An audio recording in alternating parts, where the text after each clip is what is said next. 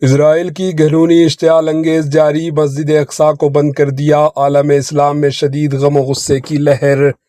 اسرائیلی police نے جمعے کی صبح مسجد اقصی کو مکمل طور پر بند کرنے کا گھنونا اشتعال انگیز اقدام کیا۔ ایران پر حملے کے بعد اسرائیل کی داخلی سیکیورٹی کی جانب سے ملک بھر میں ہنگامی ایمرجنسی حالات کے اعلان کے فوراً بعد اسرائیلی پولیس نے مسجد اقصی کو بھی بند کر دیا۔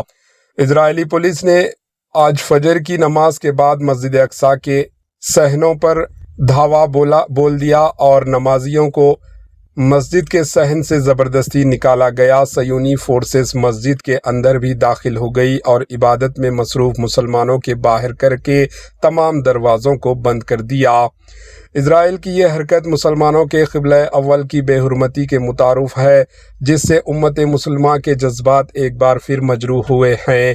اسرائیلی حرکت کے بعد عالم اسلام میں شدید غم و غصے کی لہر دوڑ گئی اور مسلمانوں نے اس کے خلاف شدید رد عمل کا اظہار کیا۔